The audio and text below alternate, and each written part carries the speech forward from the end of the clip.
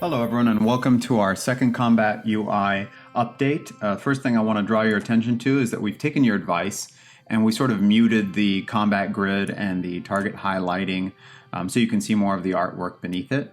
So let's jump right in. First thing we're going to see is the screen messaging system. That's up. It's very dynamic. We can put it anywhere, resize it, add graphics if we need to later. So we'll be using that for not just the messaging, but also potentially for when the wizard talks to you or any sort of subtitles. So the next thing, and possibly the most important thing, let me just show you here a summon real quick,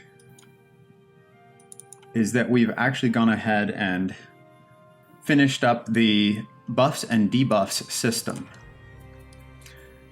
So as you can see, we've got the buffs and debuff system in place now. If you want to see the debuff or a buff on your character, all you need to do is just hover over the character. You'll see the buff or debuff appear over their head.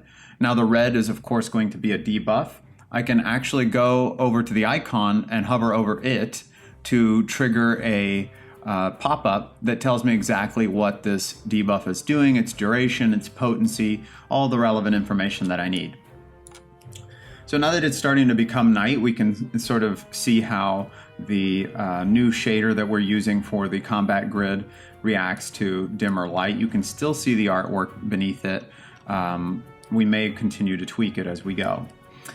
So now, to just show you some more of the buff debuff system, we're going to put an effect here on my Death's Little Helper. Now this is a buff. As you can see here, it is displayed in blue. Again, if we want to see what it does, we can hover over the icon. Also, another neat feature about this UI is that we can middle mouse button over an entity to center the camera on it. You'll also see that the combat, the highlighting between the actual combat and the cues completely linked up. Same goes for our party display in the top left here.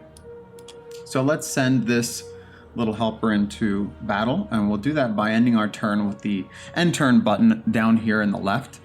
Right now, as you can see, there's highlighting on it, it's yellow. That means that I can still move, but there's really not anything that I can do that has much value here as far as actions are concerned. So let me just go ahead and finish my movement so we can see what that looks like.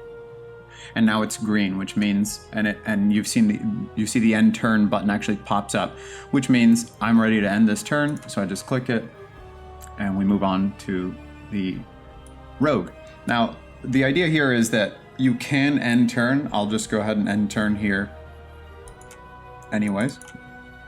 But it makes it harder for you to accidentally end turn because you have to scroll over it, bring it out, then double click it in order for you to end turn. You're not just going to accidentally click it.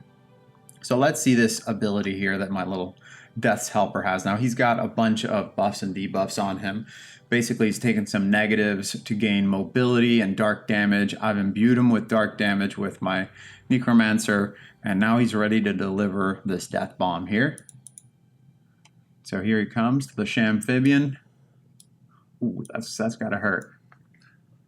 So that takes care of both of them because he deals damage to himself as well.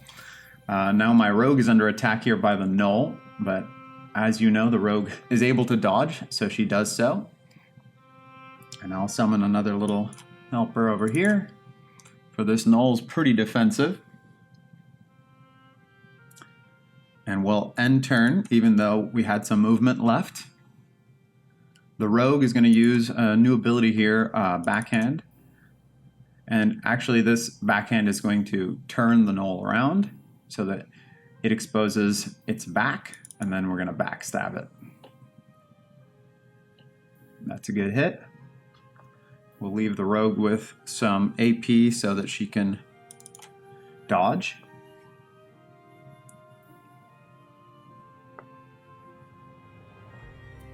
And here comes Death's Little Helper again.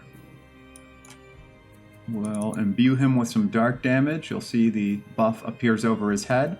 Now the buff will by default collapse here, just to reduce screen clutter. 1 turn.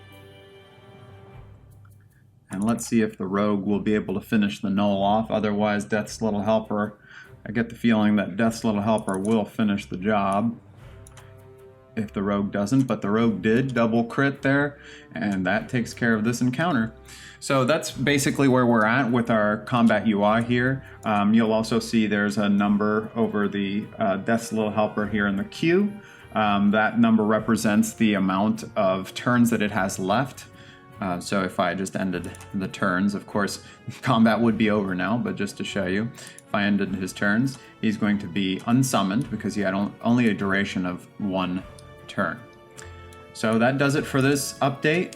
Just keep your eyes open for an update coming out within probably the next month that will cover our enemy and dungeon system. Thank you.